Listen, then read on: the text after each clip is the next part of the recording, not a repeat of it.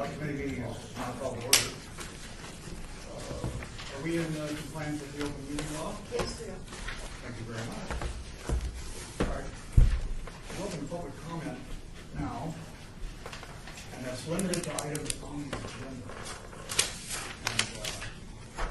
And I'm now opening that, and just seeing if anybody is there. Curious that everybody is compelled to be here, as opposed to.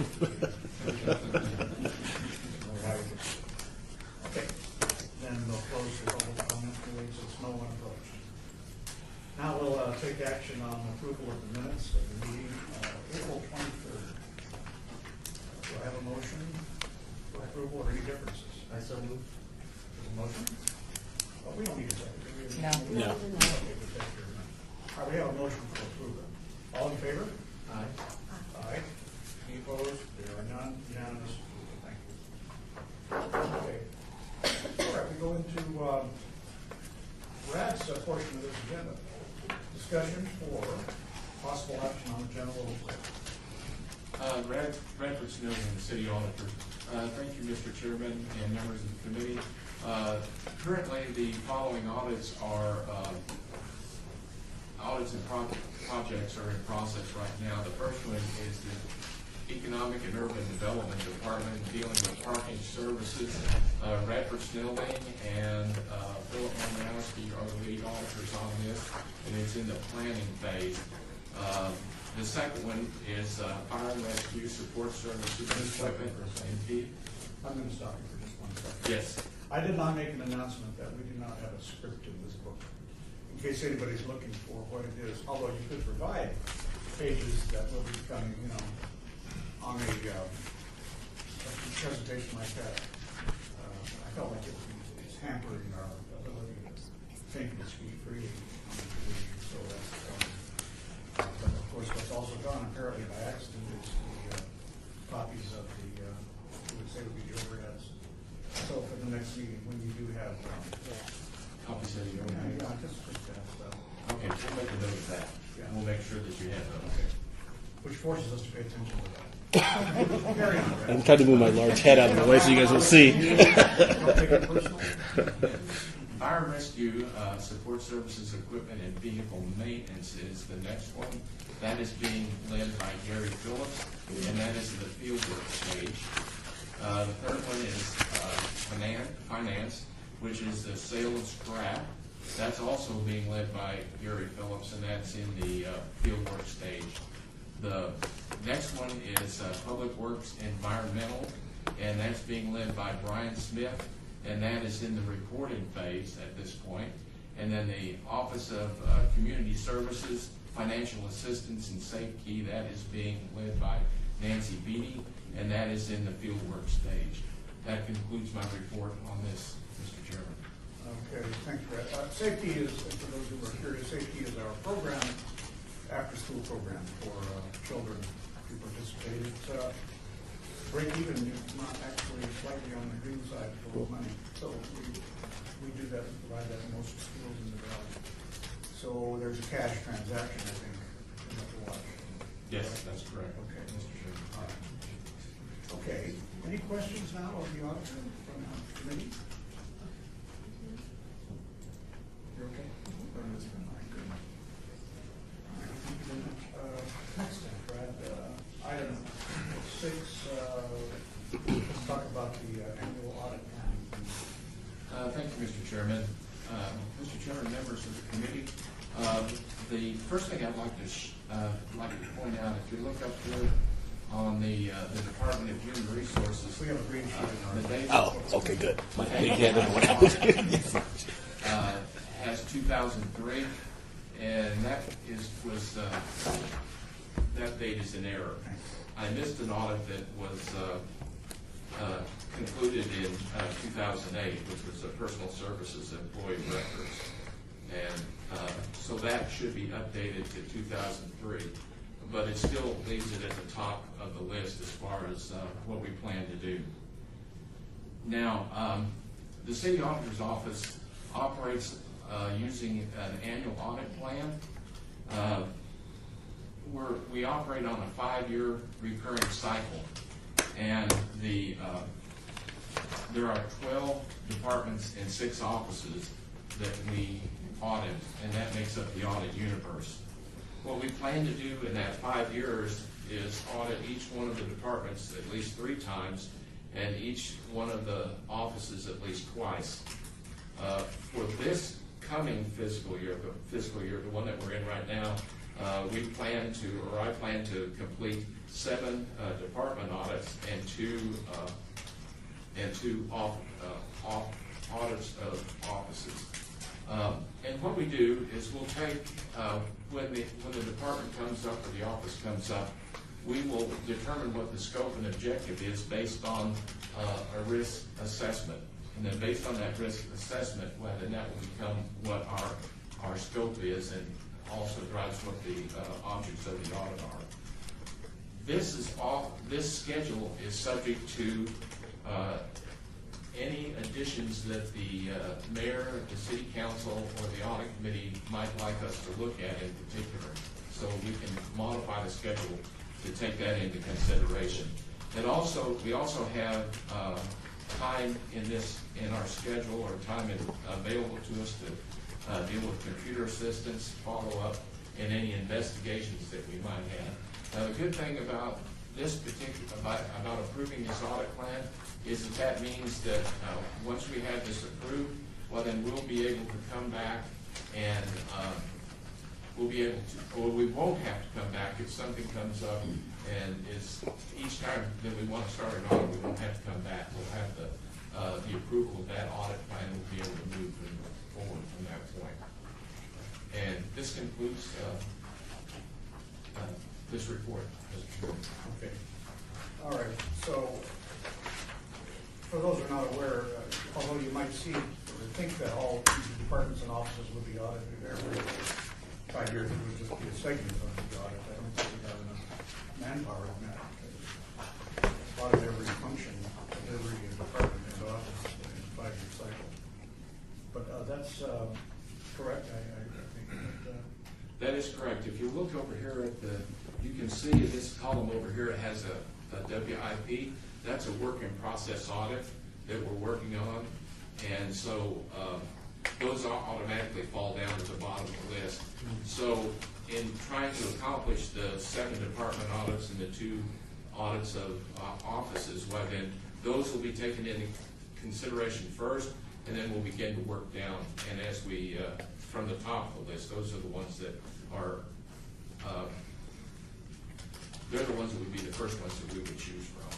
So the possibility of doing 16, 18 audits is not very good. So we'll finish up what we have work in process and then begin at the top of the list to make assignments. the department head doesn't know where you're going to go. Doesn't know or should not know. No, they may know that they're on the list and we could come to them, but specifically what we're going to look at will be driven by what our risk assessment tells us. Members, please feel free to talk if you want to ask questions. Get my attention and we'll go ahead. Sure. Mr. Chairman, I have a question for Mr. Snelling. This is Greg Headley.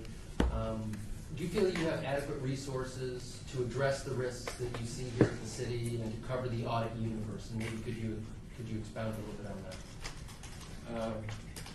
Dr. Snelling, City Auditor. We do the best with what we have, but we're probably understaffed. In fact, we do have an additional position that is going to come open in September, so we'll be recruiting someone to fill that position. I know we could do more in-depth look. When we scope the audit and when we decide what the objectives are, sometimes we have to scope down a little bit because of the lack of staff. If we had more staff, we could look in greater detail in different areas, and we could actually we could probably cover the city better that way. So I'm not sure, Mr. Headley, if that answered your question. Well, that definitely answers my question. I think from a personal perspective, as a director of internal audit myself, each year I go to some of the benchmark studies that are available through different organizations like the IIA, I want to make sure that my staffing is adequate based on the revenue or head count of the organization and things like that. So that might be something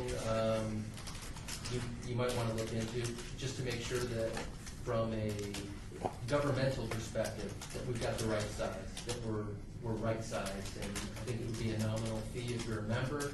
I think the maximum you would pay is maybe $400, but if you're a member, then it's probably as cheap as $150, just to get a study done to see that we are adequately staffed.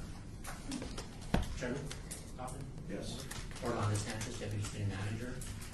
We are currently doing a study from our HR department to find out the staffing level. I'm not sure if you're using the resources that you're talking about, but we are going back and we're doing the history of the staffing levels for audit.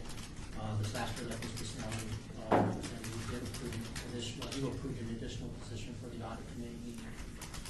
So we're thinking we're on track, but we're looking at it just to make sure. Committee, Greg, especially, and I'm not going to take this floor away from you, but I'm going to comment on this. The council is, I think, beginning to recognize more and more that the auditor works for the council, not for the city manager's office. And he works for you as this outside committee, a vital function to help us keep track of things. There's no slights on the CM's office at all. It's just that for this office to be truly independent, it has to be exercising its free speech rights, such as telling us when and where it needs help, so that we can order, assuming these requests are sensible, that we order the staffing to be at a proper level. That means we have to vote for a budget that allows that to happen. So ultimate responsibility is with the council, but we really want to hear more of like what you just said, Greg, because we really feel, and I know Bob agrees with me, we talked about this a lot in personnel meetings not too long ago. We've got to make sure that this person is understood to be working with the authority of the council, and that in fact he's not under the purview of, or even theoretically, the budget control, except keeping good track of his budget for us. That's what we want to make sure. So, Maybe to follow up on that, Yeah. Brad, when is your next quality assessment review scheduled to be performed? Director Snelling, this, if you remember, this was a request that was made last year. We have budgeted in to have a quality review this year. Okay, I think that might be a perfect opportunity to use those same resources to maybe do that study at that time. I know HR is doing something, but independent of HR, that might be a perfect time to look at that, to where you might be able to add some value to the group and get that study performed at that time. Again, $150 should be minimal, and if it might even be included as part of the services that are rendered for that QAR. you have some discretionary funds for that sort of thing. Director Snelling, we do have some discretionary budget. It's pretty small, but I think we can handle that. We're actually members of the Institute of Internal Audit and all this on. So I think we'll be able to do that. Okay. Just a suggestion. Does an organization join, or do individual auditors? Individual auditors join. Councilman Beers, any comments? No. We've gone through a good part of the agenda so far. No script. We're flying without radar. But we're doing pretty good. Anything on the last discussion?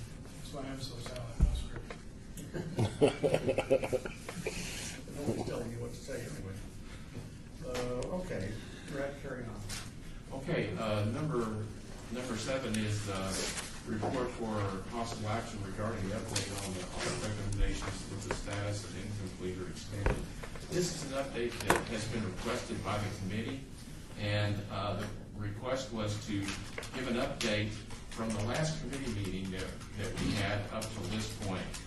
So this first table will give you an idea of what that is. If you look up there, the beginning balance is actually the balance of. Excuse me, thank you for pointing that out.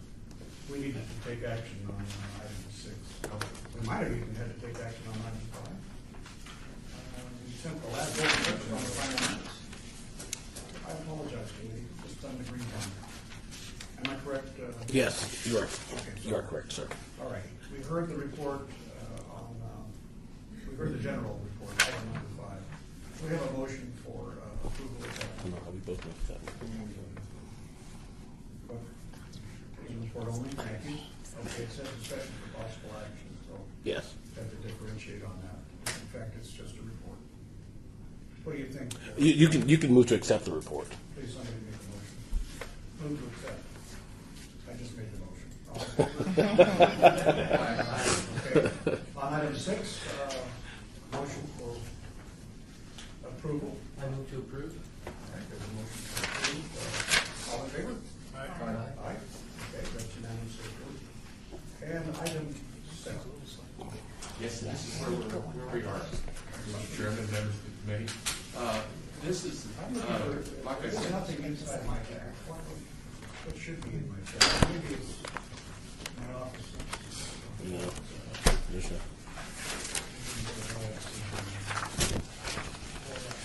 I think it's No, normally- there's nothing. normally the script. Should be a short one. This is all KCLD. Does anybody else have anything else? Yeah, there's nothing behind it.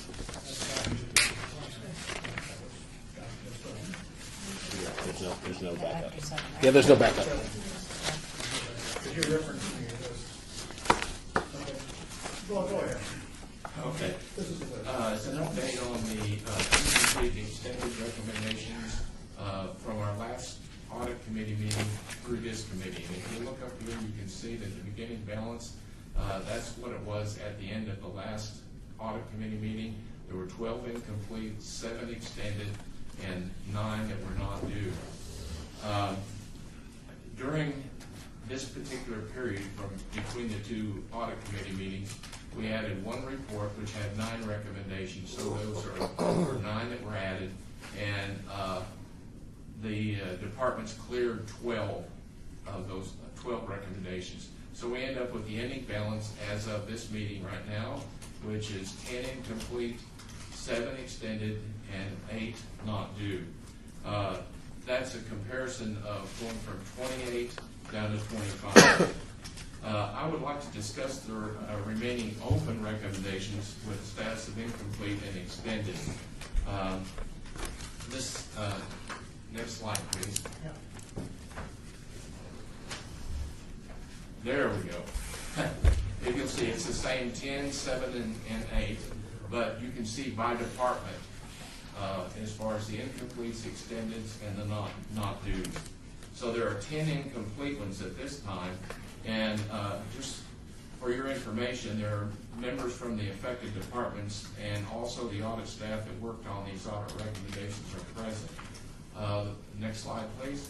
The first one is finance, and in finance there are 6 that are incomplete, and they all relate to the audit of management oversight of fixed assets. If you have some questions, then we do have representatives here to discuss that. I'm Vanetta Alfieri, I'm the Director of Finance. We wanted to thank Nancy very much for working with us on this project. As we entered into it and we went and did our policy and procedure enhancements, we came back and we found that a lot of what the policy and procedure being enhanced, some of the departments didn't understand it. So we have reached out to all of the departments. Kevin Feiner on my left here is the financial analyst in charge and has been leading the charge on our fixed assets. We have like 35 to 40 actual custodians of fixed assets out in the various departments. In addition, there's 275 procure-to-pay people that actually set up the requisitions. So we've been trying to touch each one of those and get them to understand the policies and procedures. In addition, we've been going out to staff, doing special presentations on the fixed assets. Kevin's been talking to them on the phone with the sensitive items audit that he completed. So we have been reaching out. I think when we put our timing on this originally, we did not anticipate that there were 275 people that we needed to train. So I think that's caused us a little bit more of a delay in getting this completed. But as I said, Nancy's actually gone out and followed up. She comes back and she lets us know where we might not be hitting the target. And so we keep enhancing those training processes as we go. We think this is going to be ongoing. We're going to do this annually, reach out to the departments, reaffirm. We have sent out the policies and procedures. We have a little vote button on so that they all have received it. We can monitor that and keep track, and they state by voting that they understand the policies and procedures. So by reaching out to the departments, I think that's helped and it cleared eventually. Lynetta, thank you very much. I have a question about that. Now, 4 years ago, we started the program, we started identifying and monetizing. Established a replacement. You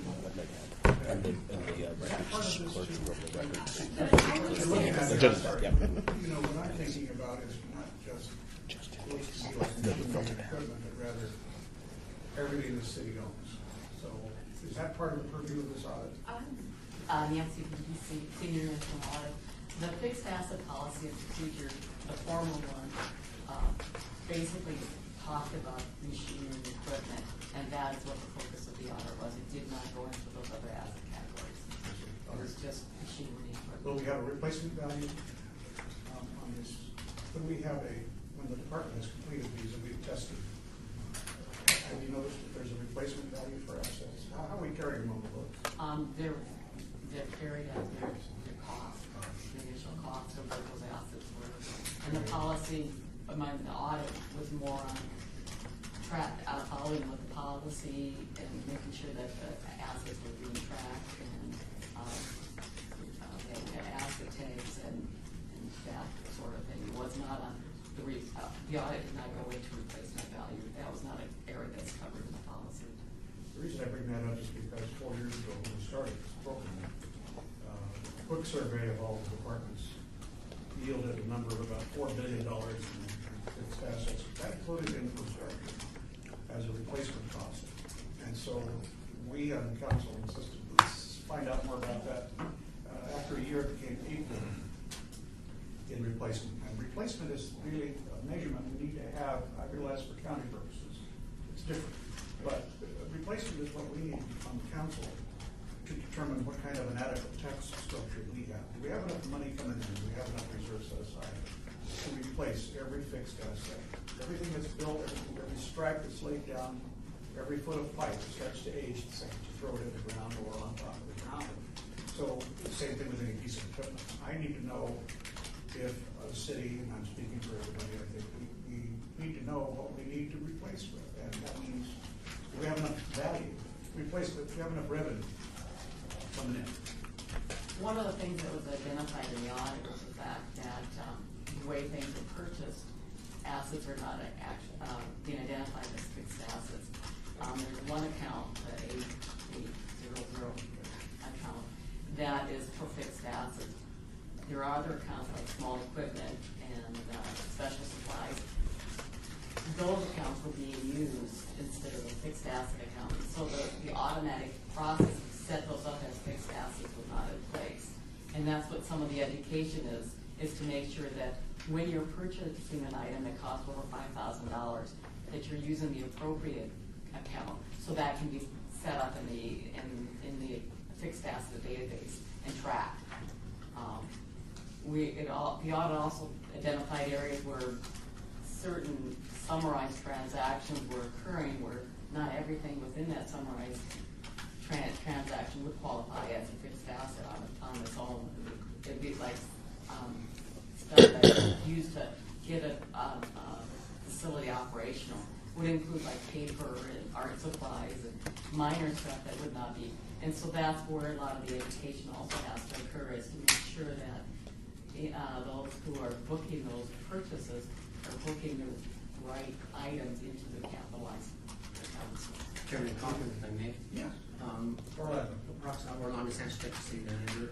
About a year and a half ago, we gave a report to the mayor and council on a spreadsheet that talked about all our fixed assets, revenues that are coming from different sources, and also there was a funding gap for the replacement cost. And if you would like an update of that, we'd be more than happy to provide that. We're supposed to receive that every year, Orlando, because that's the net product of the request that we made 4 years ago. And then Councilman Beers came on 6 months later, and we reaffirmed our intention to make sure that we knew how fast our assets age, what value are they declining? What is the replacement cost? Because that's how we can tell the public, you know, we're fine, we don't have to have any more money, and the tax system we have is responsive. Or do we need more, and if so, why? Because we cannot ask for more tax money, because we can't justify it. In addition, Chairman, we're also looking at putting a lot of our assets into N410 when it's up and running. So we'll have an ongoing accounting, exactly you're talking about what we pay for this life expectancy and this life cycling, how much we need to start budgeting for to replace that asset. So we're moving in that direction. Thank you. Do you know, if they understand that at the granular level? I can ask them next time I go out. Yeah. That wasn't, like I said, that wasn't the focus of where it's at. So, but I can make sure that's included in the questions next time I go out. But that would say that to be part of the education process. Absolutely. Everybody, I know they take these things for granted because they do it every day. And I know in their mind they realize they're going to have to replace this thing in 5 years or 6 years, but you know they're going to forget what it costs. Maybe they don't even know. Well, that can be a huge item. Does the rest of the committee have any comments on that sort of thinking that we started? I don't think it became part of the audit committee's discussion at that time. Right. It's a I question have made. a separate comment or a separate question. Yes. Because I think those are good points that you make, and I think it's great to see the replacement. I think as it comes back to just this audit, what would be our estimated time to be able to complete these findings, these 6 findings that we have open? We've missed the deadline, but obviously we underestimated originally how long it would actually take. What would you say is your estimated time to complete this process? We discussed as staff, we're right now in the throes of the year-end audit, obviously fixed assets is a large portion of that as well. So keeping that in mind, we think that will be done by this third quarter of this year, so March of this year we should be completed. And that will give Nancy also time to go back out and discuss with the staff that's out in the field to see if we can get our mark again. And that's for all 6 of these issues, not just this one? Correct. Okay. Yes. I think that's fair They're enough. all related to training. Yep. If you go through there, it's understanding the sensitive items as well as where to book them, where to go on, tagging and all of that, so. Absolutely. Thank you very much. Mr. Chairman? Yes, This is Brian Scott, Assistant City Attorney. Just for the record, we'll need people to identify themselves prior to, at each time they speak, just for the record, for the clerk. Thank you. She keeps doing this. She keeps doing this. A bit more aggressive at it. Mr. Chair. Committee member Headley acknowledges. Well, Yeah. okay, anybody else on the side? Any other questions on the side? Okay, thank you. Thank you, Brad. Before we go into the audit of Office of Communications, I just want to make sure that we have on the next agenda an item for, are we going to see the other departments who have the outstanding? Yeah, just while I think of this, you and I talked about having an item on the next agenda that will include basically a place for the members of the committee to contribute their thoughts on stuff as part of the agenda, so that they can conceivably ask for things. Yeah, it's a verbatim one. Yeah, it's So, verbatim. workload, staff workload, and so on. I expected it. He can come to me or come to you directly, and we just need to notify each other if there's no request. I know sometimes members of the committee do that, but we need to make sure your time is budgeted correctly. And the idea is we should have, for the good and welfare of the group here, an item on the agenda next time. Mr. Chairman? Brian Scott speaking. We just need to accept the report on number 7. Well, I don't think we're done. Oh, sorry. Okay. Well, just a reminder. Okay. That's okay. I think that's a mistake. Okay, carry on. Thank you, Mr. Chairman. Brad Snellman. The next one is the Office of Administrative Services. This one is related to the audit of city administration of the Emergency Management Performance Grant. And one thing I will tell you about this is that at this point in time, we've been advised by the department that they are ready for us to come in and review this one, and so we will actually be reviewing this one next week. Any comments, any questions? Thank you. Thank you, Mr. Chairman. The next one has to do with Brad Snellman. The next one has to do with Parks and Recreation. And this one, there are 3 recommendations that are incomplete. They are all related to the audit of parks and recreation and neighborhood services management controls over deposits from drop safes. All three of those are the ones that are listed up there, and I believe we have members from the department and also from my audit staff to answer any questions you might have. There's a lot of cash involved in this. Correct. Well, it varies, but it Snelling, it varies how much cash is involved in this. Sometimes they're not really large amounts incrementally, but they after a while they do add up, and they belie a control deficiency. So that's what that's one of the major concerns related to that. Mr. Chairman, I have a question. Again, this is Greg Headley. Just maybe the. If I introduce you, by the way, if I say, okay, Okay. Greg, that's enough. Okay, that's good. I might just do it in duplicity, just to make sure I don't get yelled at. As a lawyer, Today is the first day of school. I want to make sure that I'm getting off to the right start. watch your speed. Yeah. I just wanted to again get an estimate for completion on these issues. I think we've been aware of this for a while. I think you're making progress, but just would be interested to hear on what the progress has been made and how close are we to bringing these all to a close. Mr. Chair, if it's appropriate, Tim Hanker, Director of Parks and Rec. With me is Susie Quintano. She's our business administrative staffer, and Maggie Plasker, Deputy Director. The reason they're here is because if you get into real specifics on the day-to-day, they're probably best to answer that. But we definitely work as a team to try to be responsive. Since the management responses to these issues were provided, we've been working, and I appreciate the comment, diligently to try to close these gaps, to instill policies, procedures, and training, and then testing. And I think that's really where we're at. We've gotten feedback from Mr. Phillips on what he has found when he's out in the field. We have made adjustments to try to improve our policies and procedures, even to the extent where we did find when there was an error, or what was perceived to be an error was found to be theft. So policies and procedures were in place. They allowed us to, again, because of the checks and balances, to go in and remedy that situation and quickly. So we're happy with that. So I believe right now, as of August 18th, we've had a request or submitted a request for formal testing, and hopefully that compliance will come. For all three. For everything, yes. Chairman Wilson, the staff would like to add anything. Brad. Mr. Chairman, Mr. Hadley, and other members of the committee. I would say that Mr. Phillips is the auditor that's in charge of that, and we have done several reviews, and he might like to give an indication as to what the reviews are to this point. Gary Phillips, Senior Internal Auditor. Since we started this audit, we were granted armored car service, which really helped keep down the theft in Parks and Rec. And we have to build that delay into our, we had a 24-hour business day before deposits had to be in. And now with the armored car service going out, we have to give another day to get that in there. So we're going through that process right now, readjusting the time to see that. But we're also having a problem with errors in the deposits themselves, making out the slips or the amounts that they balance up and stuff. So we're giving that a little bit extra time to see how that's flowing. So the armored car service has been something that was added since the audit began, so that required a little bit more hands-on testing.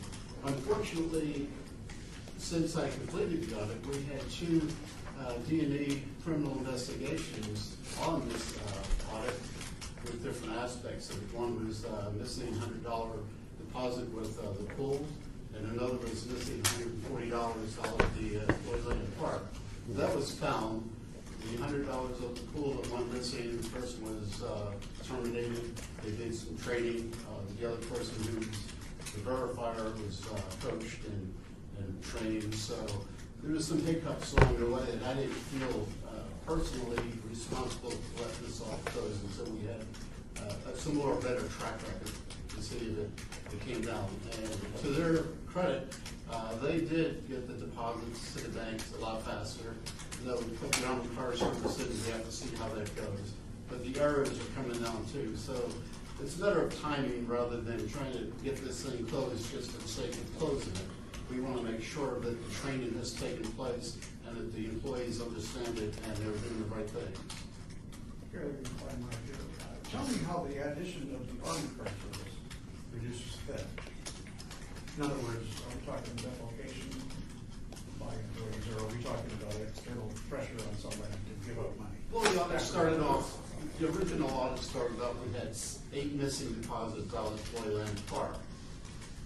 That was like, a week of business that went by without anyone detecting that they didn't have that in the bank. So one of the audit recommendations was, is go to the website, check what you had for receipts that day, and see if that amount went to the bank.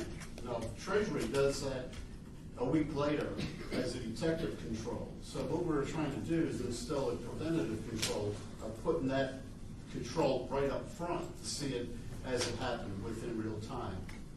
So with the armored car service, if you answer your question, there's going to be someone there to collect the receipts 3 times a week, depending on what branch it is or what activity it is.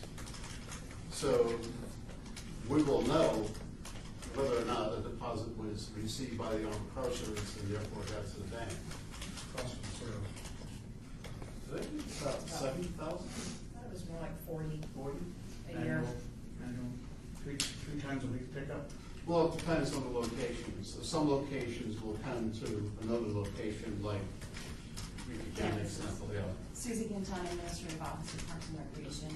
We have some campuses that are close in proximity to each other, so they just walk it down the sidewalk. For example, Las Vegas Senior Center and the Jewel Gym will walk it down the municipal pool. And the courier will come every day to pick up those deposits. And they're verified under dual control with our principal or designee, and then the cashier that actually creates the deposit. Have we had any robberies or extortion of employees to give money to people, to short us? Again, this is Tim Hacker. I don't believe so. Did we order that, or did we suggest that as one of our recommendations, that we do an online card service? I think, Redford Snelling, I think that was, I don't remember that being exactly what we recommended, but I think that was one of the solutions that was proposed by the department. Is that, am I correct in that? Very close to your journal, whatever, yes, that's true. In your opinion, do you think that the cost-benefit analysis works out, average or not? Well, you take a deposit of $50 and you have a city employee get robbed and shot for $50. I don't think the public would take that really well. Cost of 40 or 70,000. It's really hard to put a price on someone's life like that. So you jumped right up and escalated the whole idea. Mr. Chairman. Oh, it's stressor. Jesus, I use that kind of argument.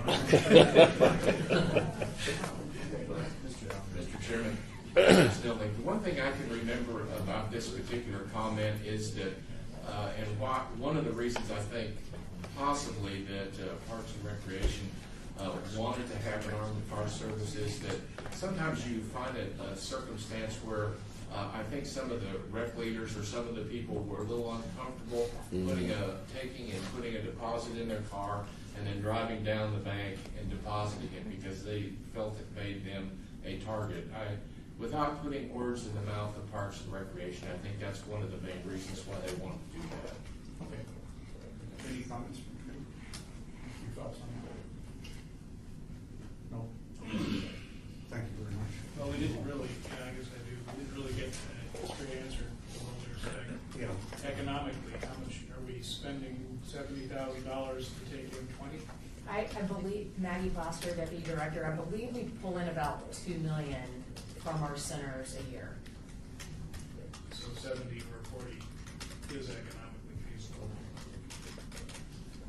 But if it's not every day, it is 2 times a week, is that right? So some money does sit at the site. I believe it's actually every day. Okay. All right. Because we have a if it's not within 3 business days, it's considered late. So we do it every day. And what are we credited with the revenue? Hours, days, the service holds the money. Are we credited with the revenue promptly, or is it holding it for a day or half a day, or before it gets into our account? It's, yeah, they take it to the bank daily. We've had some issues where they've held it for a day before they've taken it. Did that show up in the budget? Records building. Yes, that's one of the things that Mr. Phillips is checking. He's looking at that to see. But we see when the deposit was made, when it was filled out, and then when it shows up in the bank. So, yeah, we are. That's part of the monitoring process. Do you take credit cards on? We take credit cards at all locations that are seasonal pools. Except for seasonal pools. Exactly. Okay. I believe we take credit cards at Floyd Lamb. Yes. Just the seasonal pools. So you're reconciling not to your total sales, but to your cash receipts on your point of sale? Susie Quintana, Parks and Rec, yes. Answer, let me just say. Oh, I'm sorry. Ms. Quintana? Those questions you just asked about yours. You don't have to identify yourself. Yes. Yes. Yes, actually, the entire commission would be identifying themselves. If they're recognized by somebody like the chair. they- Right, but he wasn't. Yeah. Yeah. Right, you just interrupted. Don't let that throw you off so far. He's getting somewhere. We want to know purposes and reasons. Well, the security of staff is important, but if it turns out we're spending 7 and taking 20, then the right answer is to stop charging money. So that's Craig Rosberg, of the $2 million that you mentioned, how much of that is credit card versus cash sales? I don't know the answer to that. Because that kind of lines into your statement there, that the majority of the funds coming in are credit card, and perhaps some other direction may be considered. The other thing, Maggie Foster, the other thing we took into consideration when looking at the armored car service is that I think every other city operation that takes in cash was using it, and we felt like it put us on parity with the other groups. Yes. Okay, because I think that there are times, neighborhoods are sketchy, or the time of day, when staff is now down to one person. That makes sense. Certainly. Beyond that, I don't want to comment except to say that if you feel it's cost effective and we agree with you doing it the right way, then I think you should continue to do what you think is right. But we do have to keep this in mind. Thank you. Okay, Brad, any more before on this one? I read something down. Any other, Gary? Are you done with this issue?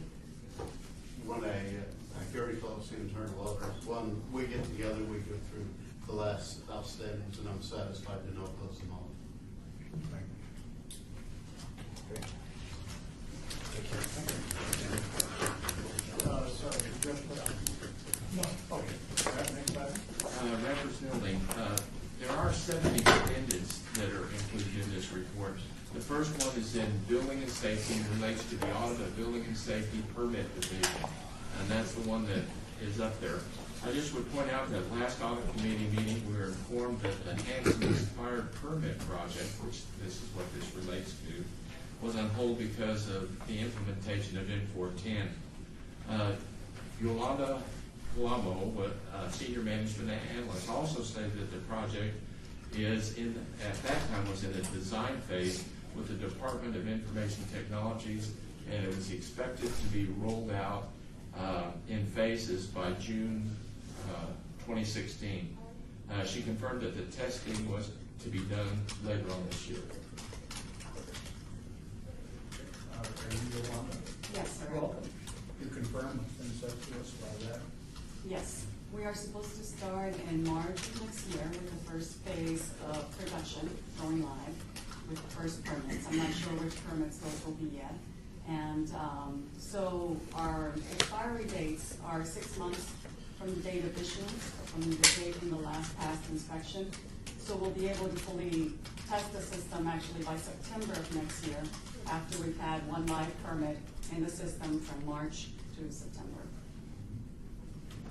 Questions from the committee? This is committee member Headley. Just Greg. just again, to sound like a broken record, just confirm, because I just want to make sure we're making progress on that. So by March 2016, we'll start the project. By September, we'll do some user testing, and it will be completed by fill in the blank. Yolanda Coloma with Building and Safety. We'll be able to do the testing before we go live on the design of the system to make sure that it's programmed into the system. And then we go live in March. Okay. The first permits will be issued in March of next year, 2016. Okay. And then we'll be able to fully test the production side in September of 2016 to make sure it's working correctly. Thank you. That answers my question. You're welcome. Okay, any comment from our staff? Yeah. Thank you, Nancy. No comments necessary. Okay, Brad? Thank you, Mr. Chairman. Brad Snelling. The next department is municipal court, and on this particular one, there is one that's extended, and this particular one is related to the minimum accounting standards checklist for Nevada courts. And from our last committee meeting, we learned that the new case management system would be required to meet the requirements that are imposed by the MAS checklist. Recommendation to purchase the new system was to come forth later that month, the month that we took that report, and would be brought before the city council before the end of the fiscal year. It was stated that the goal was to have the system in place by July the 1st, 2016. Additionally, Mr. Headley was questioning whether ACL, which is an audit command language, it's an audit tool, could be used on the data within the court system in order to identify the amounts that are owed and also age those amounts. And Mr. Headley also offered his assistance as he is knowledgeable in ACL software. So this is Greg again, reporting that we were able to meet with individuals from the different departments, and I brought along one of my experts in the area, and after a lengthy discussion, we determined that there's nothing that we can really do until we implement the system. And so I'm personally satisfied that this issue should be extended. And I guess the only thing I think that maybe could be talked about was when we expect this to be resolved, as far as when we've accepted a vendor, when it's started to be implemented, and when it will be completed. Thank you, Chairman Coffin, Commissioner Headley, Dana Levac, Municipal Court Administrator. I can tell you that we've successfully completed the first round of negotiations with the preferred vendor, which are resulting in IT and the city attorney actually drawing up a contract. Once that contract's given to the vendor, I assume there's going to be a second round of negotiations to actually finalize the terms. I hope to have that contract to City Council by the second meeting in September. The reality is there's no way we'll meet a July 1, 2016 date, so that date is pushed back to at least January 1 of 2017 with a 6-month window possibly for testing, so no later than effective date or implementation date of July 1, 2017, potentially as early as January 1 of 2017. Of course, a lot of this problem was exposed to the general public by the fact that they wanted to talk about how much money we had outstanding, and Review Journal did a series of articles, and that's when I first found out that we, in a process some 5 or 6 years ago, had made a change in our accounting system and had wiped out the historical record, except that everything started new. Is that still fair to say? We don't know how old some of these accounts are. Well, I can tell you on any given day we can take a picture, but it only tells us on that particular day. So as an example, on August 18th, we ran a report on fines, administrative fees, warrant fees, program fees, and assessment fees that are owed on that particular day. For active inactive cases, those are cases which are not in warrant status, the total of that amount is $10,890,000.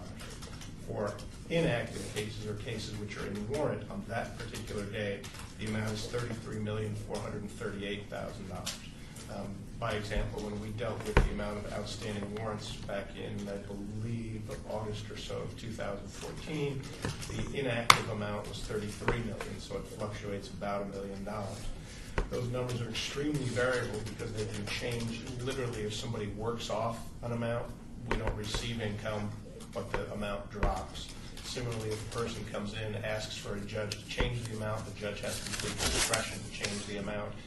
Typically, an individual may be arrested on a warrant, not be able to bail, not be seen by the court for a week, and the court may say, you know what, I'm going to wipe out your fines and just credit you with the 7 days that are actually served. For that reason, the numbers are virtually impossible to age or tell you what's actually receivable within those numbers, and they change literally day to day. I think I understand that process. I think the committee should be able to understand that process. Yeah, go ahead, Councilman Beers.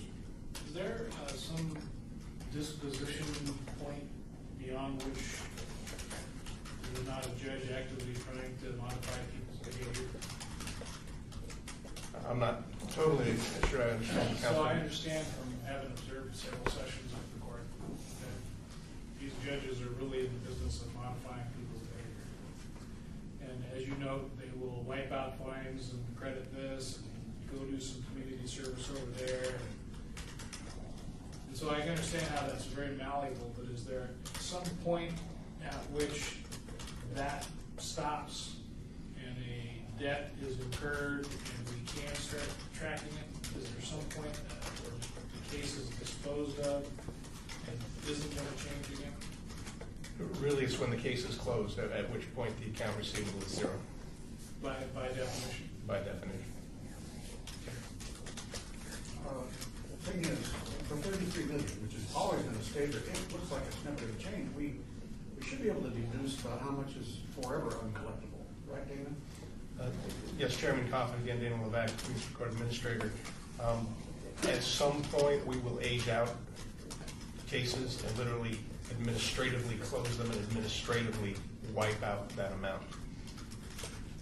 So I suppose we could test, for example, to find out how many of these debtors are deceased and things like that. We can get a feel for it. We actually ran getting hammered on this number until we really have a better reason for it. Correct. Councilman Coffin, again, Dana Levac, Municipal Court Administrator. We actually ran a small test. We still had some cases open from 2001, which had not been administratively closed for some reason. I asked for those cases to be researched. I believe there were about 21 cases. Out of those 21, only 5 could be identified as actually deceased. And the other 16, we really don't know what happened with them. Some of them were thought to be illegal immigrants who may have been deported or otherwise changed their status, but really no way to confirm whether that would ever be a collectible or uncollectible debt. And in the number, you've got some that might be 20, 30, 40 years old, right? I don't believe it had anything 20 or 30 years old. That's pretty much been lost through the various system changes, but certainly some that could be upwards of 15 years old. Validation. Yes, this is Pam Jefferson. We do have some cases that are old as 15 years old. But within the 15 years, we may have had activity on those cases. Right, and does, in our system, that starts the whole clock ticking again, doesn't it? That's the other problem. So hopefully, language changes, the software changes will fix this forever, ever going forward. Yes, sir. Okay, so we know where we stand. Councilman Beers has a question. I'm reminded of the time I was put on the Interim Finance Committee Subcommittee on Project Genesis as a minority freshman, and the first minority freshman who'd been put in charge of a subcommittee in anyone's memory. And you remember Project Genesis was the DMV computerization in 1999, and it took me 6 months to realize that was punishment. So, pardon me if I don't share your rebuttal optimism of your future system yet. My question has to do with what the accounting standards are for government for collectability of debt. I don't know what they are. Certainly, I just can't imagine they accommodate. I mean, the fundamental nature of this court's activities has got to make the accounting standards of authors insane. Mr. Councilman Beers, this is Brad Spelling. One thing I think I could say that might help related to this. These are minimum accounting standards that are proposed by the courts. So in some ways, they may not exactly follow what we would follow as far as, for reporting purposes among governments. So there may be some variances there because I think the requirements that the MAS asked for are just a little bit different than what you would expect. We've reviewed those, so that's one possibility. But then, to go to your question, I see Mr. Vincent, the CFO, is up. And he may have an answer for that side of the question. Just run screaming from the room. I'm trying to hide behind the city attorney. For the record, Mark Vincent. I'm not that big. But I am smaller. For the record, and Vanetta is still here, but I believe our general accounting standards, the GASB standards, government accounting standards, require that we don't recognize the court revenue. We recognize court revenue on a cash basis, not an accrual basis, for this very reason. Because it is not revenue until we see it in our hands. And so if that answers your question, and so, you've discussed all the other issues we have with the system data, so that's it, cash basis. Okay, Councilman Beard. So does the court have a policy that describes a frequency for review of the court administrator to periodically review for old debtors? Previously, it had been at the 7-year mark. We looked back at cases that had no activity for 7 years were administratively closed. We held off during that first year because we were looking at whether those cases could be turned into civil judgments and pursued civilly. I have yet to reconcile that answer because civil collection agencies want to know the same information that we all want to know and can't get the answer to. So the likelihood is we'll continue administratively closed. So you review that quarterly? Annually. So annually you review stuff over 7 years, and right now you're not disposing of them administratively pending this research? Correct. Are you planning a amnesty program in the near future again? We've had those before. Chairman Coffin, Daniel Levac, Municipal Court Administrator. We typically run, I believe, 3 different programs a year. 2 are for veterans, 1 is for homeless individuals who show up, and we either get them back on track or a judge will hear what their individual circumstances are and either convert the amounts they owe to work program, or if they can show a valid, true disability, they'll just basically wipe out the amounts they owe. Does our system currently show the difference between the initial fine and all the additions because of failure to pay? Yeah, Pam Jefferson, Las Vegas Community Court hourly system does track the initial fine and multiple revision whatever. I'm sorry, repeat the question. Well, the question is if you've got a $50 fine, but it's amounting to $500 or $1,000 now for various reasons, penalties, etc. Can we on the ledgers look and see, yes, there was a 50, but now it's 500? Yes, and we why? can. Yes, we can look on the ledger and see that. However, our system overrides the original fine date. And so when you go to age, the age is misleading. That's why we cannot provide an accurate aging at this point in time. Not on the aging so much, just the amounts. The amounts we do. So the initial warrant, not or whatever the original. Okay, I'm just thinking, this city could use money sometimes, and I think maybe we should consider it would be, I don't know whether it would be council decision or. So the aging report has one category, it's called 0 to 7 years. No, that's one. I'm just wondering if maybe we should just have a general amnesty for all citizens that have fines and tell them to come in and pay the original fine and forget the interest penalties. He's hanging high, Bob. I'm trying to. figure out a way to get some money here with the court's permission, of course. So, any questions? No questions. Those are your questions. Okay. Okay. You wanted to go away, don't you? Okay. If we didn't have a reporter on this very, very closely, I think we probably have let it slide. But it became interesting, and it's now interesting to the whole public. Thank you very much. Thank you, sir. Do you have a question?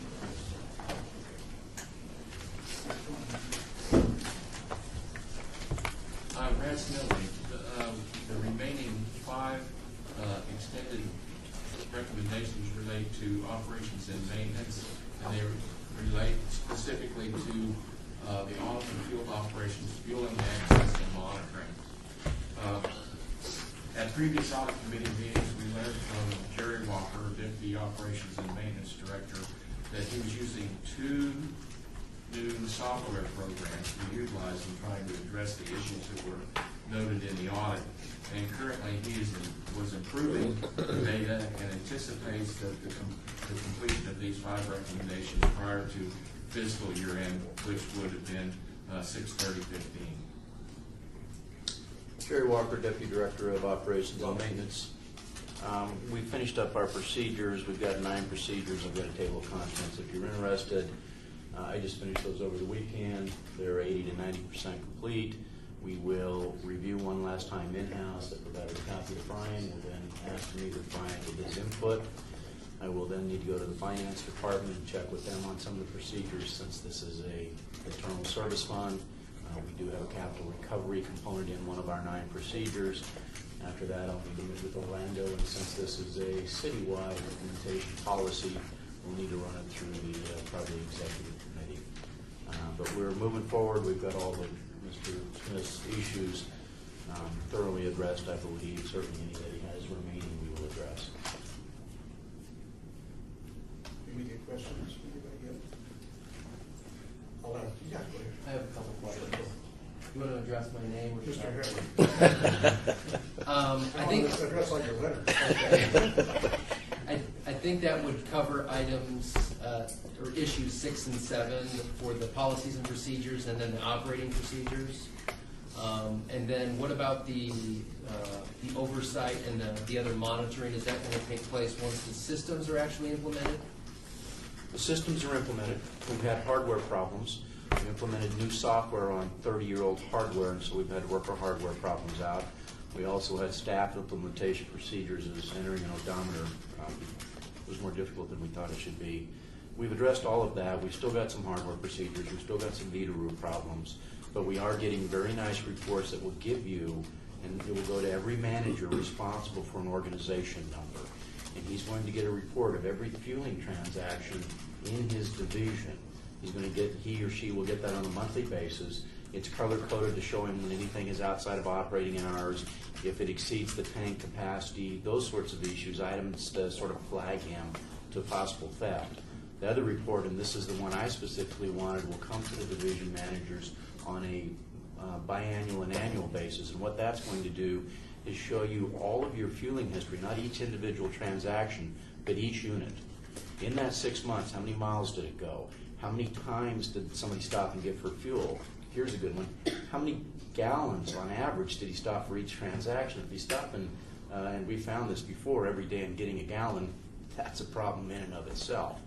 We're going to look at the mileage of the vehicles, and so if I see a Ford Escape, which normally gets 25 miles a gallon, and it's getting 16, something's wrong. That's excessive, I think. If it's getting 45, something's wrong. It's not being recorded in the database correctly. And so I very much like the miles per gallon report. We'll review that with Brian. We've also done the monthly report, which was requested specifically in the audit. So again, this is Mr. Headley. When would you expect all 5 of these issues to be closed? If you want to talk about them individually or collectively? We're moving forward with them as a group. Again, it's just a matter of working through the process now.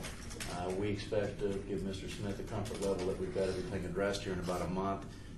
I would think he would leave those open, though, until we make it through review with Finance Department and a review with the Executive Committee to make sure we don't have any more changes, so end of the year, end of the calendar year. Behind that Ford Escape is a Volt? as it moves forward, this probably could be deduced in some cases. If we find a unit that's outside of reasonable distance, reasonable deviation from the standard, we will pull the records for that unit and then determine. However, for the most part, Fleet won't have the staffing to do that sort of oversight. It goes to the division organizational manager. And so it'll be incumbent upon the organizational manager to keep an eye on his fleet. It's very interesting information. I did not until this day know what mileage the sweepers got. I now know how much mileage the motor sweepers get. It's 3 miles a gallon. Wow. Is that an Those are diesel, and in here included is a breakdown of all of our fueling distributions. We distribute almost 800,000 gallons a year. And if you will look at pump rates versus, we're required to operate fuel sites for all fuel requirements by NRS. However, we save about $500,000 a year over pump cost. And so it's a good process for us. The big savings come from the diesel, not the gasoline. Jerry, besides the east and west yards, how many other locations do you have fueling locations? There are 19 fuel sites. There's the east yard, the west yard, satellite yard, fire station 1, and water pollution control facility have gas and diesel. And I believe you have 13 fire department sites which have diesel only. Fire runs on straight diesel. The other sites run on biodiesel in accordance with NRS requirements, and fire preference for straight diesel. We do have several of those tanks coming due for replacement in the foreseeable future, and we've addressed capital recovery in advance of that in Procedure 9. Where were the places with the most abuse or the most suspected abuse? Again, the last time you were in front of us, you did mention, was it the yards? We don't expect there to be a lot of fuel theft. I'm only aware of 3 instances in the city where there was fuel theft. It's difficult for somebody to pull up at the West Service Center. You're so visible at the East Service Center. We have placed cameras at Floyd Lamb because we're concerned that may be a theft location. We've received no evidence of it. We replaced them both hidden and in plain sight as a deterrence. The process we need to get down is the small equipment, which is where 5-gallon gas cans are used, and that is procedure number 2. And that will require better tracking. And so where we may be losing gas would be where it's in a gas can and easy to steal. And so we will address that now. That requires a special key issuance to a person of responsibility. He's then responsible for oversight on that key. He has to track a paper log, and we will provide an electronic log of disbursements for reconciliation.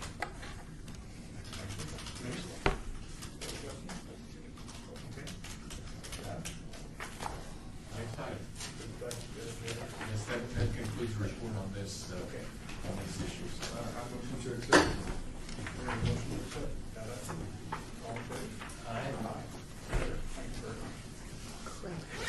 much. You look like a lawyer. You should be a lawyer. Office of Communications. You got the look there. David Roman. I don't know if that's a good thing or bad. Go ahead. This is a discussion possible action of the Audit of the Office of Communication and Video Services.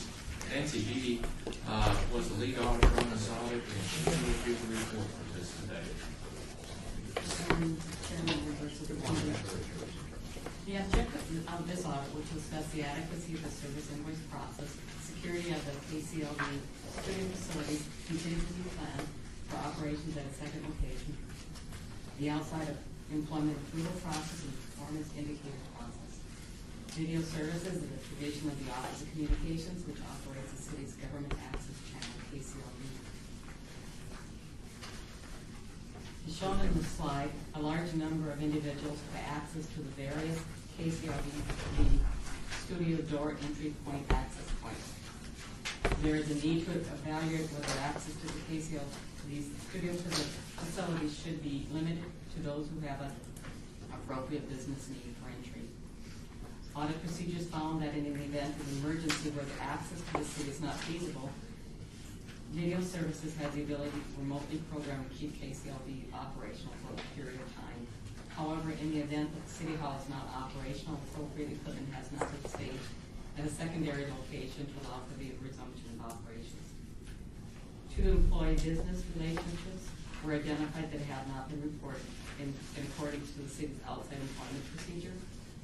Performance Plus indicator for client satisfaction with production services currently only includes one client. A formal feedback process has not been established to survey this client. Considering that there is only one client, the performance indicator may not be as relevant as in prior years. The 3 audit recommendations with the July 30th, 2015 implementations have been reviewed and proposed. I'd like to thank the Video Services staff for all of their assistance throughout the audit, and I have questions at this point.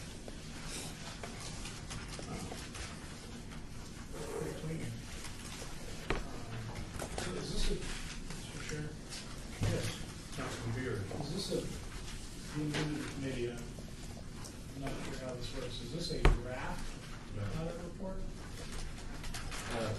Rayford's building. No, this is a completed one. It's actually been released to the public. When you're the next step in the process is to bring the completed audit to you for review. So this one has been released and it's a public record. Is there a point at which the committee authorizes that release? Rayford's building. No, there has not been to this. What we did do, however, though, as part of our review process, first of all, we'll review with the departments and let them respond. In fact, the actual exit conference with the department head, we give him a list of the recommendations and ask him 2 questions. One question is it a problem? And number 2 is what we have in the recommendation, is it going to fix it? And then they have an opportunity at that time to tell us what their plans are to fix it and to give us a timetable or a due date when it's going to be completed. Then once we have that, we move on to the city manager's office and review that with them so that they have an opportunity to see it.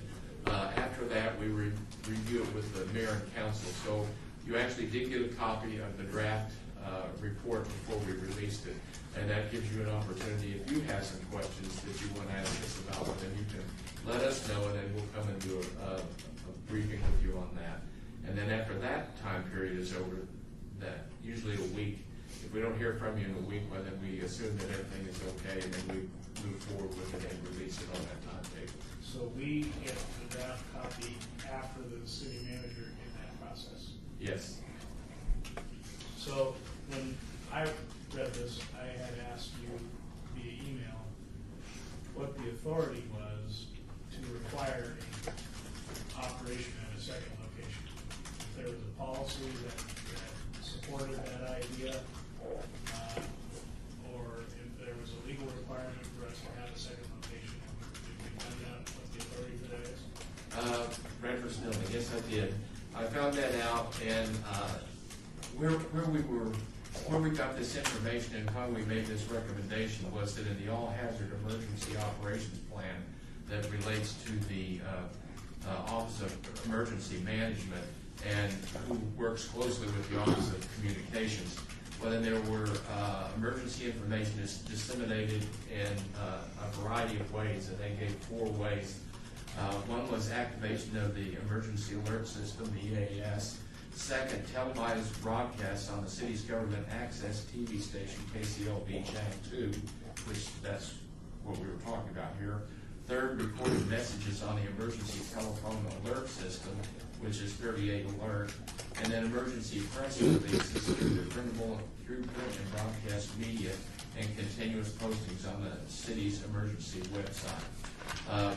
In the case of not having KCLB available, well then we began to work with the department and talk about what other possibilities were, what the possibilities of continuing to communicate as they talked about in using KCLB.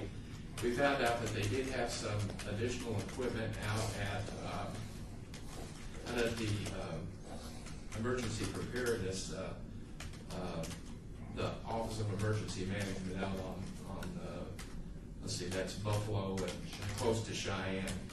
And they did have some out there that was just being housed out there. And we worked with Mr. Regelman and people on his staff to find out, what would be needed in order that we could at least continue to operate and make press releases.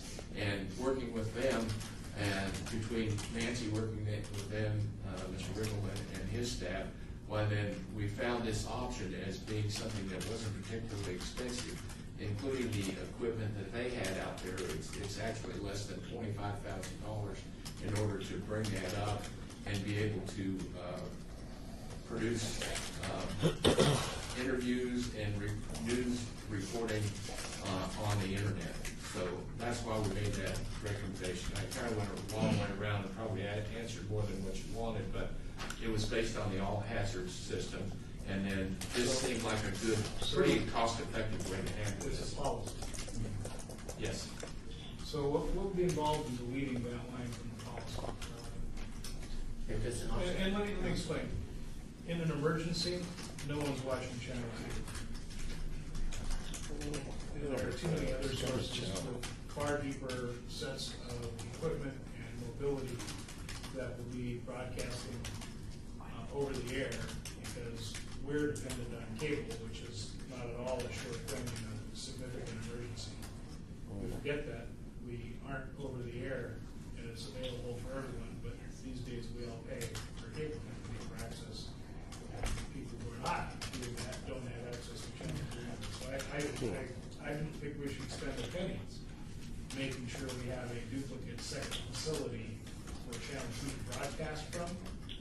That just doesn't make much sense. In addition to the capital investment, you've got the ongoing security investment, because this stuff is sitting out unattended at the West Yard, and there's nobody from communications that are out there. It's going to be work for somebody to go out and check it and take an inventory once in a while. So, in my mind, this doesn't make a lot of sense. The policy, if we have a policy, great. If it wasn't clear in the report what the source of authority was, then now that we've determined where it is, it's that line in that policy. That seems to be a policy issue that maybe the council should take up, or if it can be done administratively, if there's consensus in the city manager's office. What are your thoughts? Chairman, every year we have the departments look at their policies to see if they're still relevant, what they're obsolete, time to get rid of them, and just leave them for the books completely. This is not a citywide policy anywhere. There has to be an emergency management policy in their books. So what I'll do is I'll get with Carolyn, Noreen, and Ted or Rivas, so they can look at it and see if it's a relevant thing, of course, with consultation with David and his team, and then we will report back to them that if that's acceptable. Okay, report back to the full committee. Yes, sir. And you can do that in writing or not, whether you call a special meeting for that. But there may be reasons why the council enacted a policy. First of all, I don't know if this is actually set up for a low power broadcast as opposed to access to cable in an emergency. Maybe we have a stick out there that can broadcast a few watts. And so I don't know what is out there. In fact, I'd like to see it. But David, what is the setup? Was it meant to try to, at this point, hook up to cable to continue to, or Channel 2, or was it thought that you need this to have other local governments, for instance, are refused, but can we share responsibility for communications? For the record, this is David Riggleman, Communications Director. Just to clarify, what we have out at the West Yard right now is a setup so that we can set up our joint information center. In the event of an emergency, the city sets up an emergency operations center, and we also activate a joint information center. They work in tandem. And the purpose of the joint information center is to disseminate information to the public and to the news media about what they should or shouldn't do during an emergency situation. These are usually of significance, not just a big fire, but a man-made or natural disaster bordering on that. So what we have out there is the opportunity to set up the Joint Information Center. That's been set up and we've practiced out there a number of times in the past. What the audit finding cited, and I think what Nancy's thought working with us, was that perhaps what we could also do is set up the ability to then stream onto the internet. Right now, we have no means of getting onto the cable system, as Councilman Beers pointed out, and to set that up, would be a very expensive proposition because we'd have to run a fiber optic line. I'm not even sure where from Buffalo or for Cheyenne where that would come from, but it would have to run then to where the Joint Information Center or somewhere onto the property to allow us to broadcast onto the cable system like we currently do. The thought here was this is an opportunity just to give us the access to the internet where we could put programming and stream it over live stream, which is a website or an app. And Councilman, that's true. There's that opportunity as well. Periscope is also a ready-made tool that the city's already using. For those that are unaware, Periscope is an app that lets you stream live basically from your phone to anybody else who has Periscope. The question, I bring it up before we go too far and say we may change the policy, we're going to find out again why the policy was created and what we foresee. You can see a low power, I can see a low power AM or FM as well emanating from a particular location simply because you have disasters, you have a curiosity, you have people curious about what's happening in Las Vegas. That's what the internet is for those outside of you. We're inside an area, you may have to have a broadcast repeatedly information about where to go, who to see, what to do, and or survivor information, things like that. So let's make sure we know what we're doing here before we go so far as to change a need. But maybe the need is different now than it was when it was set up. Councilman, for the record, David Riggleman, we did look at a low power facility. This was several years ago. What were the possibilities of setting up a low power broadcast would actually broadcast over the air? The price was expensive. We were looking at FCC licenses, transmitter. The cost was going to be well over $1 million. So that was something that just obviously. Someone in local government is probably responsible for this under our countywide survival plan, I would think. Either the county has already assumed responsibility for it, or maybe it hasn't been assigned. If there is that thought, we should know. Councilman, for the record, David Riggleman, and Nancy, in working with her, we point that out in the audit that our first line of defense would be to work with one of our partners, Channel 10, for example, or the county station, Channel 4, if we couldn't operate Channel 2. This is kind of a secondary level to that. If let's say, those weren't available to us, then we would have the opportunity with this plan to at least stream the signal onto the internet from that location. Thanks, David. Brad, Mr. Chairman, may I add something? Yeah. Bradford Stillman, one thing I'd like to, several of us went to the National Fire Academy, and we went through this training that relates directly to the operations plan. And one of the things that they really pushed was the ability for to have a presence that people in the city could actually go to and see.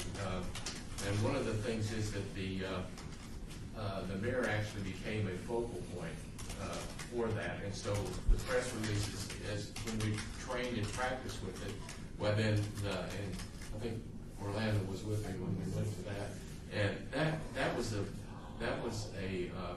big deal with them to have the presence of the city out there telling people, what the situation was and what to do. So, although this is, one of the items on here, and that was one of the reasons I went back in my mind. I went to that first time when we went to the Fire Academy, and that was one of the things that they really pushed, based on the experience that they had, that the city or the government needed a presence out there. All the marshals to get the mayor out of the Channel 2 studios. Seriously. Your mayor is a focal point because they're at the largest, most viewed commercial television station in the city. That's not based on those of us in the broadcasting business. That's based on the habits of those of us in the viewing business. And that is the reality of how it's going to happen if it happens. I think if your Channel 2, 4, and PBS are down, so is your internet. We're going to have to get off this topic a little bit simply because we're going way off. So let's think about this because it is a policy that we're not really in the purview of the audit at this time. The audit bring out great things. Do you want to, is typically at this point, does the department head present the findings and recommendations? Actually, How does that work? any comment, I'm sorry, Bradford Snelling, any comments that Nancy Beatty has given you Yeah, they did. our presentation, now, and then it gives the department head an opportunity to make any comments they Anything to add to that, David? For the record, David Wrigley, Communications Director, I just want to say, working with Nancy, she did a very professional and thorough job, I thought, like working with her this past time around. We worked with Brian Smith in the past. Nancy came in, she wasn't as familiar with the department, she picked it up really quick and had a lot of good insights, so found some things that we weren't even aware of. I know there was unauthorized use, not of a great magnitude, but I want to make sure that we don't suddenly reverse the policy to prevent some outside emergency or exigent situation, preventing it. So, for example, I think a major network needed to upload something from town. KCLV was closed. KUND, the TV station, whatever that is at UNLV. It wasn't in their policy to allow that, so they didn't. And so they had to go scurrying around the rest of the town to find the spot. I would think if we've got a announcement to make or a feed required or requested from a major government official of some kind, we couldn't do that. And but I want to make sure that's within your powers to do that. For the record, Councilman David Riggleman, absolutely. In fact, we've got uplink potential here. We did not have that at our old facility. We could only downlink, but here we can do both. And we have a plan in place, a rate in place where we would charge the standard fee for anyone who would want to use that uplink. Okay, so a major cable or broadcast news outlet could also come over. We'd be proud to have them, actually. Yes. I think it's just a question of making sure that you're not dinged on that. No, not at all. And in fact, again, David Riggleman, for the record, we have to maintain a license annually on that, I believe, Mark, an FCC license. So we stay current with that. So if someone wanted to use the facility, that would be potential revenue for the city, so we don't want to miss out on that opportunity. So, thank you. Further questions from members? I think you accept the report. All right. Member Headley moves to accept the report. Are there any questions? Okay, then we now have a motion to accept. All in favor? Aye. It's unanimous. Good job.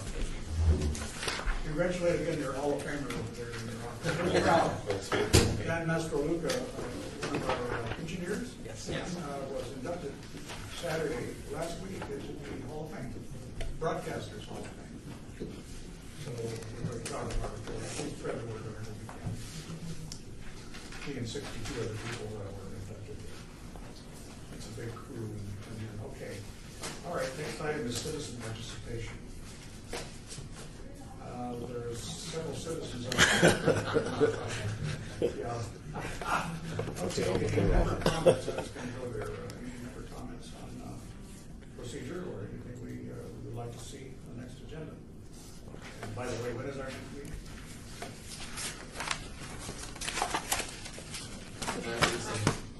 October.